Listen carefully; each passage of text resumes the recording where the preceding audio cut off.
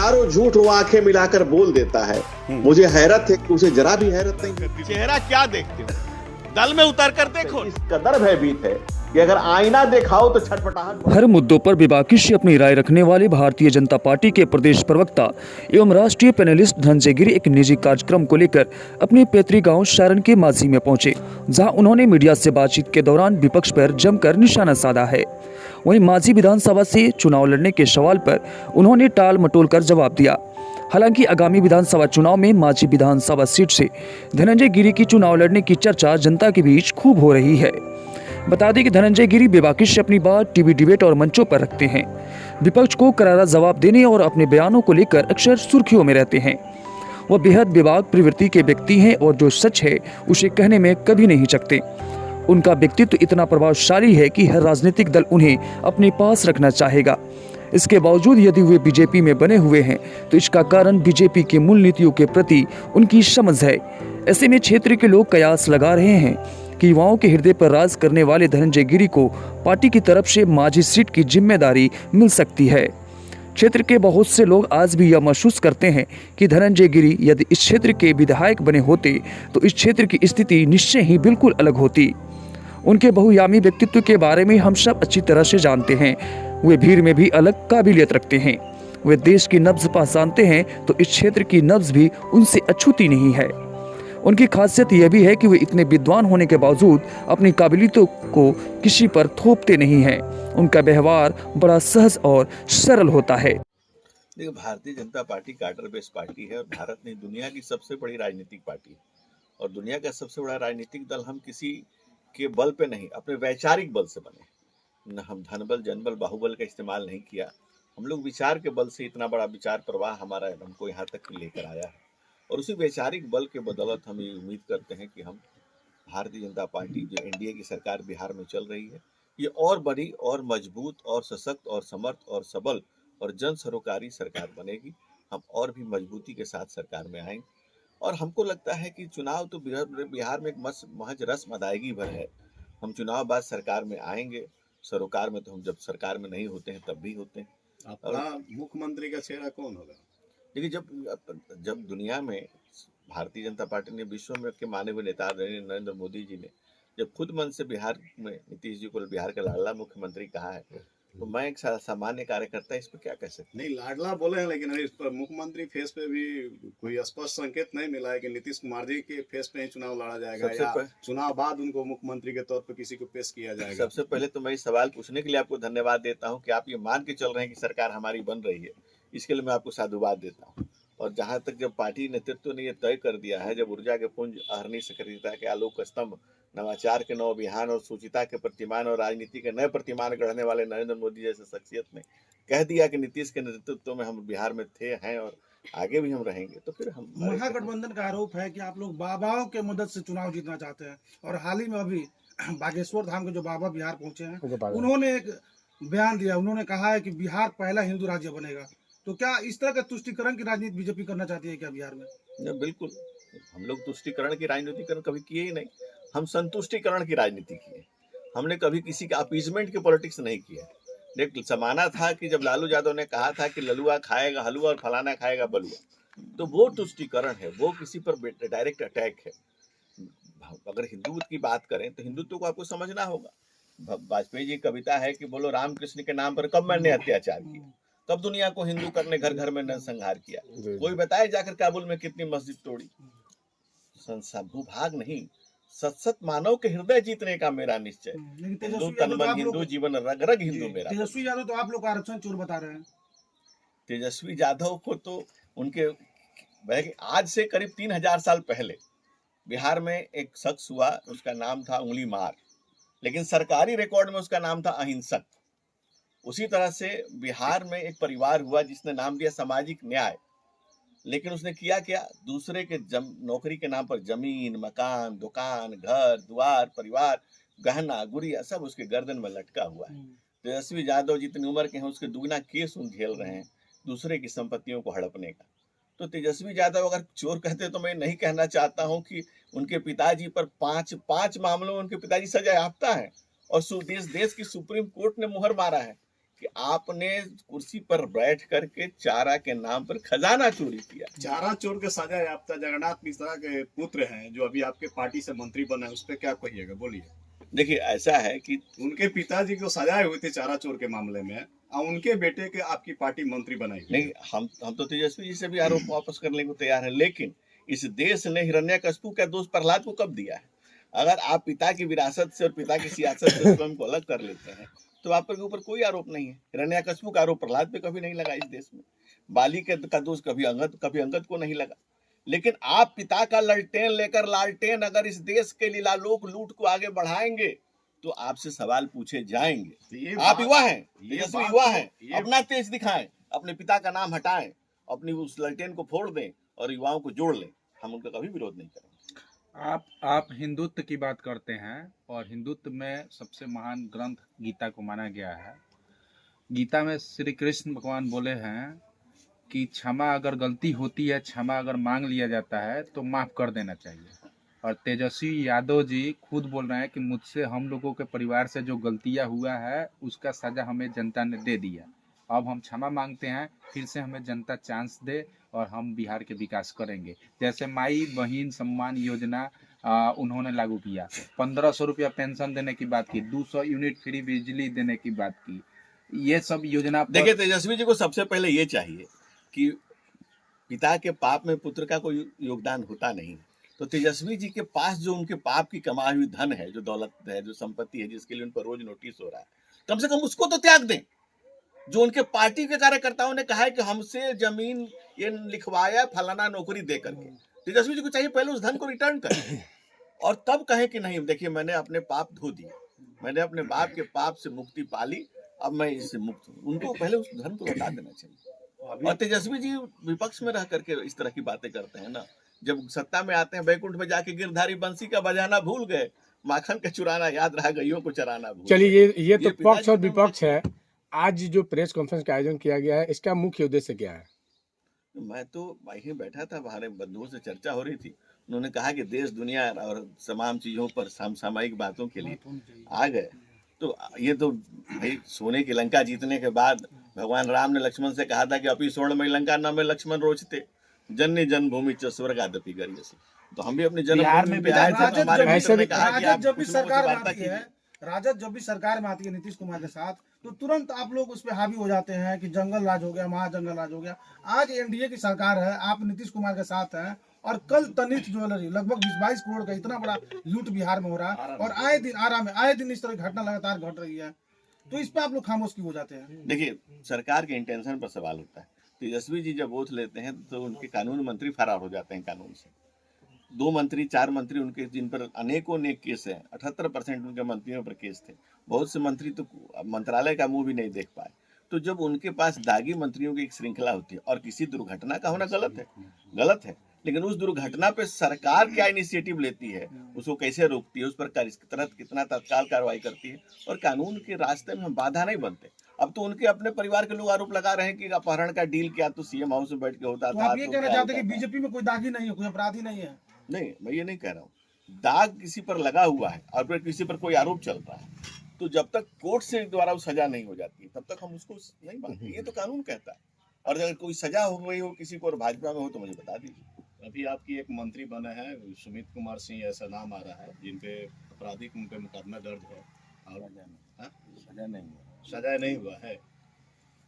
अच्छा सर आपका एक स्टेटमेंट है सर कि ललटेन से चित्कार पैदा हो रहे थे जब लालू जी की सरकार थी, तो और अभी एनडीए की सरकार है, रोज बलात्कार की घटनाएं हो रही है, रोज मर्डर हो रहा है। अभी जलालपुर में हमारे यहाँ से 5-6 किलो या 10 किलोमीटर की दूरी पर आज मर्डर हुआ है। 3-4 रोज और नालंदा की घटना है। और सर आपको बता दें कि आरा में 25 करोड़ की एक जुर्ली से लूट हुई है। तो ये कौन सा सर ये? देखिए दुर्घटनाओं का होना दुखद है, लेकिन उसमें सरकार का सुस्त होना उससे भी ज्यादा दुखद है। लेकिन अगर दुर्घटनाएं कहीं हो रही है और सरकार और उसकी पूरी व्यवस्था चुस्त दुरुस्ती से मुस्तैदी से अगर उस पर कार्रवाई त्वरित कर रही है तो ये सरकार का सरोकारी स्वरूप सामने आता है। लेकिन अगर कहीं घटना सरकार के इशारे से जो घटती थी, और हमने नहीं कहा था, तो हाईकोर्ट ने कहा था, इट सीम्स इट्स जंगल राज इन बिहार। वो एक अलग दौर था जब गोलियों की गड़गड़ाहट से गूंजते रहती थी बिहार में, जब सरकार अपराधी कपार दिन दहाड़े कपार में गोली मार देते थे, जब अस्पताल नहीं थी, अस्पताल थे नहीं, क्योंकि जरूरत ही नहीं थी, क्योंकि अस्पताल तक जाने के लिए सड़क भी नहीं थी, और सड़क गड्ढों में सड़क थी, तो जो मरीज अस्पताल तक पहुंच भी नहीं सकता। और दूसरी बात, बिजली की जरूरत इसलिए नहीं थी कि उनके चुनाव चिन्ह ही ललटेन था। मैंने पहले भी कहा और आज फिर कहता हूं कि बिहार को ललटेन और लालटेन से बचाना बेहद जरूरी काम है, आपका हमारा सबका दायित्व है। और शिक्षा की बात करें तो होती अगर लालू यादव और राबड़ी देवी को शिक्षा की सदीक्षा, तो अपने बच्चे भी पास कर जाते। शिक्षा की जो बात कर रहे हैं, आपकी मध्य प्रदेश में लगातार 15-20 वर्ष से सरकार, वहाँ 85% हायर एजुकेशन में टीचरों की नियुक्ति नहीं हो रही, सारी सीटें खाली हो रही है। आप किस मुंह से बात कर रहे हैं कि हम शिक्षा पे बात करते हैं? देखिए, मध्य प्रदेश की सरकार की ये व्यवस्था है कि वहाँ टीचर नहीं है यूनिवर्सिटी में। देखिए, अगर कहीं नियुक्तियां नहीं हुई हैं तो उसको भरा जाएगा, उसको पूरा किया जाएगा। हर जगह कमियां हैं, लेकिन कमियों को दूर करते हम लगातार यूनिवर्सिटी, विश्वविद्यालय, मेडिकल की सीटें, मेडिकल कॉलेज जिस तरह से लगातार बढ़ाते जा रहे हैं, IIT, एम्स, मेडिकल इस ढंग से लगातार बढ़ते जा रहे हैं। कितने एम्स खुल गए आपकी सरकार में? पहले 7 थे, अब 24 हो गए, 3 गुना से ज्यादा हम लोगों ने बढ़ा। सारे इंस्टीट्यूशन में टीचर की पोस्टें खाली पड़ी हुई है। देखिए, इसका सारे इंस्टीट्यूशन में टीचर पोस्ट हम लोग, दूसरी बात बहुत सारे बना रखे। दूसरी बात, ओबीसी रिजर्वेशन की जब बात होती है तो NFS एक नया टर्म आया है, ओबीसी की सीटें नहीं भरी जा रही है। कहते हैं, मोदी जी कहते हैं कि मैं ओबीसी का बेटा हूं, और यूनिवर्सिटी में जब बहाली होती है ओबीसी का बेटा है, जब भाईबा देने जाता है तो NFS कर देता है, नॉट फॉर सुटेबल। उस पर सरकार खामोश है। देखिए, ये तो आप मानेंगे कि शिक्षा के स्तर और गुणवत्ता को बनाए रखने के लिए जरूरी है कि एक सुटेबल कैंडिडेट का चयन हो, लेकिन जो आप पिछड़ों की बात कर रहे हैं, तो पिछड़ों के प्रणेता नरेंद्र मोदी के नेतृत्व में पिछड़ों का जो विकास हुआ है, जो पिछड़ों के लिए अलग से आयोग बना है, पहली बार पिछड़ा वर्ग आयोग को संवैधानिक दर्जा दिया हम लोगों ने। इसके पहले वो एक सिर्फ आयोग के रूप में था, अब उसके पास कॉन्स्टिट्यूशनल पावर है, एम्पावर्ड किया गया है उसको। पिछड़ों के लिए छात्रवृत्ति शुरू की गई है, हमने कर्पूरी ठाकुर जी को भारत रत्न दिया है, हमने जो सम्मान पिछड़ों का हुआ है प्रधानमंत्री नरेंद्र मोदी के नेतृत्व में, न भूतो न भविष्यति। लेकिन इसी सरकार में NFS आया है। सर, क्या लगता है कि मुफ्त की राबड़ी जो दिल्ली में चली वो सिवान में काम आएगी? जिस तरह से बिजली फ्री देने की योजना जो चल रही है, माई बहन योजना, क्या लगता है वो दिखेगा असर? देखिए, मैं एक बात निजी तौर पे भी मानता हूँ कि जरूरतमंद को देने में कोई दिक्कत नहीं, वेलफेयर स्टेट की परिकल्पना है। दुनिया के जितने विचारक हुए, मार्क्स हुए, मिल्स हुए, मैकफरस हुए, प्रोफेसर लास्की हुए, बाबा साहब डॉक्टर भीमराव अम्बेडकर, या जूनियर मार्टिन किंग, या आज सावित्रीबाई फुले का भी जन्म दिवस है, इन जितने लोगों ने, बाबा साहब डॉक्टर भीमराव अम्बेडकर, अब महात्मा गांधी विचारकों ने कहा कि समाज के अंतिम पायदान के व्यक्ति की चिंता की जाए। तो जो समाज के अंतिम पायदान पर खड़ा हुआ जो व्यक्ति है, उसको अगर जरूरतमंद को देना, नीड बेस कभी बुरा नहीं, लेकिन ग्रीड बेस देना तो गलत एनी टाइम है। सर, चर्चा है कि मजबूती के साथ चुनावी मैदान में सर मांझी से चुनाव लड़ सकते हैं, और जिस तरह से चर्चा हो रही है, और जो दिल्ली में देखा गया कि मुफ्त की राबड़ी खासकर वहाँ पे वो चर्चा का विषय बना हुआ कि, लेकिन जब आम आदमी पार्टी ने शुरू किया मुफ्त का बिजली, तो कांग्रेस और बीजेपी को भी देना पड़ा। लगता है बिहार में भी शुरू होगा ये? नहीं, आपके 2 सवाल इसमें कोलिज कर रहे हैं, एक मांझी का सवाल है, एक मुफ्त का सवाल। क्या आप मांझी से चुनाव लड़िएगा इस बार? देखिए, मैं एक बात कहूँगा, मांझी कौन होगा ये तो मांझी तय करेगा, लेकिन मांझी का मांझी वो होगा जो मोदी के सपनों का मांझी बनाए, जो मांझी को आगे लेकर के जाए, जो मुकम्मल मांझी बनाए, जो इसका विकास कर पाए, जिसको आगे बढ़ाए। कैंडिडेट पे चुनाव होता है या मोदी प्रधानमंत्री पे चुनाव होगा? देखिए, ऐसा है ना कि जब व्यक्ति का व्यक्तित्व इतना बड़ा हो जाता है, नरेंद्र मोदी का व्यक्तित्व आज इतना बड़ा हो गया, उन्होंने खुद को गढ़ा है, इतनी शिद्दत से गढ़ी है मैंने अपनी शख्सियत कि लोग पता पूछ कर आते हैं। तो नरेंद्र मोदी का शख्सियत नाम ही काफ़ी है, नाम में वो जादू है कि आप कहीं भी किसी के पास चले जाइए, एक ऐसा व्यक्तित्व है, इतना बड़ा उन्होंने विराट व्यक्तित्व खड़ा किया है, उनके नाम पर लोग को लगता है कि नहीं, अगर मोदी जी कह रहे हैं। इससे स्पष्ट हो रहा है कि JDU के चेहरे पर चुनाव नहीं होगा बिहार में। देखिए, मैं बिहार की और आपका एक और सवाल है, आप बोल रहे हैं कि दुनिया का सबसे बड़ी पार्टी है बीजेपी, तो फिर नीतीश कुमार की क्यों जरूरत? तो हम अब तो नीतीश कुमार से छोटी पार्टी हमारे पास LJP भी है, हम भी हैं, उपेंद्र कुशवाहा भी हैं, इसलिए तो कह रहे दुनिया के सारे विचारकों का सार तो प्रधानमंत्री नरेंद्र मोदी ने क्या दिया। मोदी एक मंत्र है जिस पर आने वाली पीढ़ियां मंत्रणा करेंगी कि सबका साथ, सबका विकास, सबका विश्वास, सबका प्रयास। हमें समाज के अंतिम पायदान पर खड़े हुए व्यक्ति को भी साथ में लेकर के चलना है। हम बड़ा छोटा का भेद करते ही नहीं है, हम बड़ा भाई छोटे भाई का कोई भेद ही नहीं, सब एक जैसे हैं, सब हमारे साथ। जब नीतीश कुमार RJD के साथ जाते हैं तो जंगल आ जाता है, और नीतीश कुमार जी जब आ जाते हैं बीजेपी के साथ तो क्या उन्हें वॉशिंग पाउडर लगाकर धो दिया जाता है? कहते हैं ना कि संगत से गुण होते हैं और संगत से गुण जाते। दिक्कत नीतीश कुमार जी तो लालू जी के साथ भी रहे, और नीतीश जी खुद कहते हैं कि लालू जी को मैंने गढ़ा है, मैंने बनाया है। लेकिन आप एक समय के बाद, एक सीमा के बाद अगर आप उस तरह की चीजें आप स्वयं को संलिप्त हो जाते हैं, मैं कहता हूं कि वो दर्ज हो ही नहीं सकता है किसी FIR में जो लालू ने रह के लूटा है सरकार में। वो क्या है? दलितों, वंचितों, गरीबों, शोषितों, पीड़ितों के सपने हैं। उनकी आंखों में एक सपना जगा था कि एक मसीहा आया है जो हमारे लिए कुछ काम करेगा। लेकिन वो क्या किए? वो सब कुछ उन्होंने परिवार के लिए, अपने लिए, पत्नी के लिए, सालों के लिए, बेटी के लिए, बेटा के लिए, फिर बेटा के लिए, फिर बेटी के लिए। तो ये परिवार से बाहर भी निकलिए। आप कह रहे हैं कि आप कह रहे हैं संघ से गुनाहत है, संघ से गुंजाहत। मैं कह रहा हूँ कि जे रही उत्तम प्रकृति करी सकत कुसंग चंदन विष व्यापक नहीं लिपटत रहत भुजंग।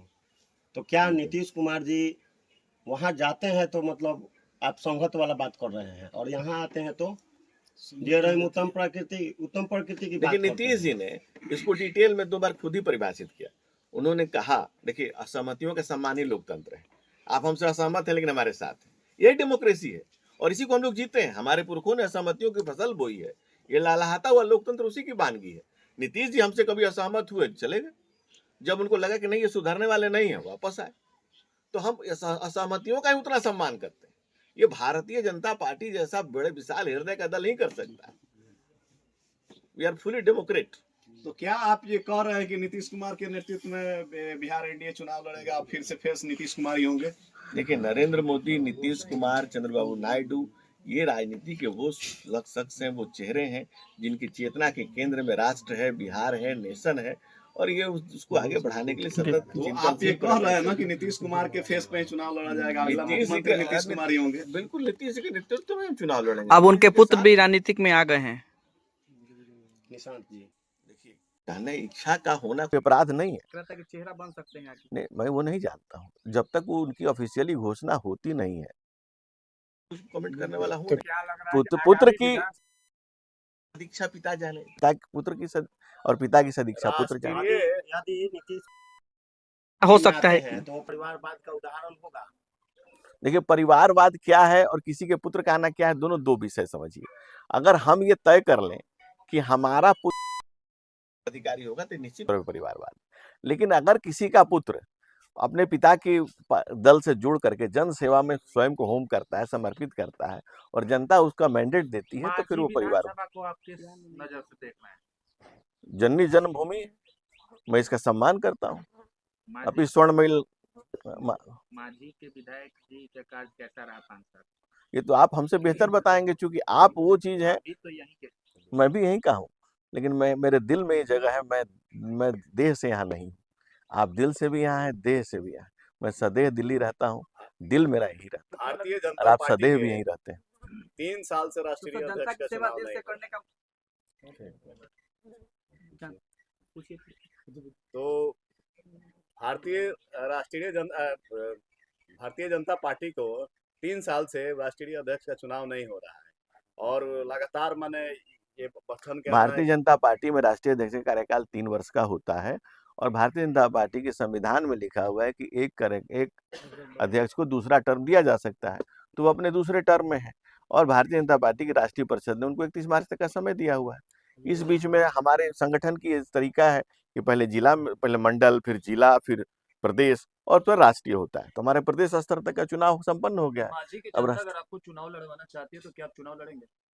देखिए, लड़ना भिड़ना की बात नहीं है, ये तो पार्टी तय करती है। हमारे यहाँ पद होता ही नहीं है। यहाँ तो जनता सर्वोपरि है। जनता अगर चाहती है कि अगर आप चुनाव लड़े तो पार्टी में बात करेंगे अपने? पार्टी तय करती है। हमारे यहाँ पार्टी को पता होता है, वो उनके पास अनेक आंखें देखने के लिए जनता के मन में क्या है ये भी पार्टी पढ़ लेती है और पार्टी ये तय करती है। भारतीय जनता पार्टी में पद होता ही नहीं। हम लोग तो दायित्व बोध से बंधे होते हैं। अलग अलग कार्यकर्ता अलग अलग समय में, अलग अलग कालखंड में अलग अलग दायित्व बोध से बंधे होते हैं। पार्टी जब जो दायित्व देती है उसका निर्वहन किया जाता है। जनता सही व्यक्ति के हाथों में बागडोर देना चाहती है, क्योंकि फिर 5 साल का इंतजार करना नहीं चाहती। तो ऐसे में क्या लगता है आप दिल से जानते हैं जन्मभूमि को? देखिए, मैं सही हूँ ये कहना सही है, लेकिन मैं ही सही हूँ यहीं पे गलत हो जाता है। इच्छा का होना और अहंकार का हो जाना, दोनों में फर्क है। लेकिन जनता के लिए कुछ चाहेंगे? हम लोग तो संघ की शाखाओं से निकल कर आए हैं, जहाँ से ही सिखाया है। एनडीए से कितने कैंडिडेट यहाँ उभर कर आ रहे हैं सामने? चाहता हूँ देश की धरती तुझे कुछ और भी दो। सर, एक मेरा अंतिम सवाल होगा कि अभी जो हमारा मार्केट है, लगातार सेंसेक्स और निफ्टी लगातार 3 माह से गिर रहा है और सरकार की तरफ से कोई बयान नहीं आ रहा है, न वित्त मंत्री सामने आ रही है, न प्रधानमंत्री आ रहे हैं। और लाखों करोड़ कितने रुपए डूब गए देश की जनता का, इस पे कोई कुछ नहीं बोल रहा है। अर्थव्यवस्था की जहाँ तक बात है तो अर्थव्यवस्था 16 लाख करोड़ की इकोनॉमी थी 2014 में। 2025 में ये 40 लाख करोड़ की इकोनॉमी थी, 48 लाख करोड़ की इकोनॉमी। तो हम 3 गुना 4 गुना के आसपास पहुंच गए। हम 10वीं अर्थव्यवस्था थे, आज 5वीं बड़ी अर्थव्यवस्था बने। हम जीडीपी से जीकर जीडीएसपी में जिस तरह से ग्रोथ कर रहा है और हम तीसरी बड़ी इकोनॉमी क्या जीडीपी आंकड़ों का खेल नहीं है? बिल्कुल नहीं। देखिए, वो तो आईएमएफ डाटा रिलीज करता है, आप दुनिया में किस पायदान पे खड़े हैं वो रिलीज होता है। तो फिर वो हमसे सेबी चीफ जब माधवी बुच थी तो अपोजिशन उन पे आरोप लगाता था कि ये गड़बड़ी कर रही है, तो सरकार उस समय उन पे कोई कार्रवाई नहीं की। लेकिन जैसे वो सेवानिवृत्त होती है तो उन पे एफआईआर होता है और जांच बैठ जाता है। देखिए, अगर आप पे कोई आरोप लगता है तो सरकार की अब कितनी बड़ी सहृदयता है, देखिए कितनी ट्रांसपेरेंट सरकार है कि अपने मुलाजिम पे भी एफआईआर करके उस पर जांच शुरू कर दिया। तो कागज को चलने में समय लगता है ना, वक्त लगता है उसकी जांच होने में, उसकी प्राइमा फेसी जांच होने में। आप ही कोई आरोप लगा दिया जाए और सरकार उसको आपको तुरंत शिकंजे में ले ले, ये मुनासिब नहीं है, ये लोकतांत्रिक प्रक्रिया नहीं है। बिहार में भाजपा विधायक ने बयान दिया है कि होली के दिन जिन मुसलमानों को अगर तकलीफ हो वो बाहर ना निकले, जिस पर प्रशांत किशोर ने आज बयान दिया है कि ये भाजपा जो है, भाजपा के बाप का राज नहीं है कि कोई बाहर निकलेगा कौन बाहर नहीं निकलेगा। इस पर क्या कहेंगे? देखिए, इस तरह से हमारी जो संस्कृति है कि साझी शहादत तो साझी विरासत की संस्कृति है। यहाँ कोई हिंदू मुसलमान की विषय ही नहीं है, सबका सबके लिए है, सबको साथ लेकर के चलने की बात है। हमारे सब लोग होली खेलते हैं, सब लोग दिवाली मनाते हैं, उसमें आप ही के पार्टी के विधायक बयान भी दे रहे हैं। देखिए, किसी व्यक्तिगत बयान का बयान के जवाब व्यक्तिगत देंगे, लेकिन भारतीय जनता पार्टी में ऐसा कल्चर है ही नहीं। तो हम जब प्रधान, हमारे दुनिया के सबसे बड़े नेता हमारे नरेंद्र मोदी कहते हैं कि सबका साथ, सबका विकास, सबका विश्वास, सबका प्रयास। हम लोग हिंदू मुसलमान की बात कभी करते ही नहीं, हम तो सबको साथ लेकर के चलने की बात करें। आप अब तो जो दुनिया हिंदुत्व का थॉट सावरकर ने कहा कि चूंकि आप कहते हैं कि मैं ये हूँ इसलिए मैं वो हूँ, नहीं तो मैं तो विश्व मानव हूँ। आप कह रहे हैं कि मैं मुसलमान हूँ इसलिए मुझे बताना पड़ता है कि मैं हिंदू हूँ, आपको डिफ्रेंशिएट करना, अदरवाइज मैं तो विश्व मानव हूँ। मैं तो सबको साथ लेकर के चलने वाला व्यक्ति हूँ। अंतरिक्ष शांति, पृथ्वी शांति, आप शांति, वसुदेव शांति, सर्वे ग्रह शांति करा, सबका विकास, सबकी शांति का प्रार्थना तो सिर्फ हिंदुत्व ही करता है, और कोई करे न करे। तो बस अब तो वही तो मांझी की जनता भी चाहती है कि आप मांझी की बातों को विधानसभा तक लेकर जाएं। अब मांझी की बात, मांझी वो भूमि है, हम दधीची के उस शहर में बैठे हुए हैं जिन्होंने आज तक उन्होंने को किससे कुछ मांगा, उनके दधीची की हड्डियों से वज्र बना, जो इंद्र के पास है। 3 धनुष बने, शिव का धनुष पिनाकी बना, आप सारंगरव बना भगवान राम का धनुष, अर्जुन का धनुष गांडीव बना। तो जहाँ से इतने बड़े दधीची की भूमि पर हम लोग बैठे हैं, जिस सारण में बैठे हैं, जिस छपरा की बात करें, ये त्याग तपस्या तपोबल की भूमि है, पंडित महेंद्र मिश्र की धरती है, विदेशिया भिखारी ठाकुर की धरती है, ये जेपी के आंदोलन की धरती है। अभी तो जेपी के शिष्य ही सरकार चला रहे हैं और लालू यादव भी उन्हीं के शिष्य हैं। नहीं, जेपी के लालू यादव, वो जेपी ही बोले थे कि एक दिन अगुआ बनेगा सरकार का, एक दिन लालू यादव अगुआ बनेगा, लेकिन क्या है कि रास्ते से भटक गए ना। लालू यादव जेपी के वो चेले हैं जो कांग्रेस की गोद में भी जाकर खेले हैं। तो कांग्रेस की गोद में जब कांग्रेस के विरोध में जो पार्टी बनी, जिन्होंने अपनी बेटी का नाम मीसा रखा कांग्रेस के विरोध में, वो जब कांग्रेस की गोद में खेलने लगे तो वैचारिक स्खलन है ना। ठीक। सर, एक हमेशा सवाल होता है कि जब भी आप लोगों से पूछा जाता है कि सीएम का फेस कौन होगा, यहाँ ये मांझी से कैंडिडेट कौन होगा, तो आप कहते हैं कि पार्टी डिसाइड करेगी। आप लोकतंत्र की बात करते हैं, फिर आप ऐसी बात करते हैं जैसे कि एक जगह से कहीं से वो एक आते हैं राजतंत्र, राजा की तरह, कहीं से एक राजा आदेश देता है, फिर यहाँ पर कैंडिडेट आता है। क्या कहेंगे इस पे? राजतंत्र भारत में दुनिया का सबसे बड़ा राजतंत्र बिहार नहीं दिया। चंद्रगुप्त मौर्य ने जो सीमा खींची बांग्लादेश से लेकर के ईरान तक, वो सबसे बड़ा राजतंत्र। लोकतंत्र का कंसेप्ट भी बिहार नहीं दिया। डेमोक्रेसी 8 दर्शन में 3 दर्शन तो छपरा नहीं दिया। लेकिन आप जिस डेमोक्रेसी की बात करें, जिस लोकतंत्र की बात करें, बाबा साहब डॉक्टर भीमराव अम्बेडकर जो संविधान नहीं है उसमें लोकतंत्र नहीं मनाते, गणतंत्र मनाते हैं। एक एक व्यक्ति की असहमतियों का सम्मान ही लोकतंत्र है। और इसी लोकतंत्र से चुन करके जो हमारे पार्टी के नेता हैं, कार्यकर्ता हैं, जो प्रतिनिधि हैं, सरकार चयन करती है। अलग अलग लोगों को अलग अलग समय अलग अलग दायित्व दिया जाता है। वो अपने दायित्व बोध का निर्वहन करके सदन में जाए, तो सड़क में और सदन के फर्क को समझाएं और सड़क से लेकर सदन तक का सफर तय करते हैं और लोकतंत्र को जीवंत और प्राणवंत करते हैं। सर पार्टी मौका देगी तो चुनाव मैदान में आएंगे ना?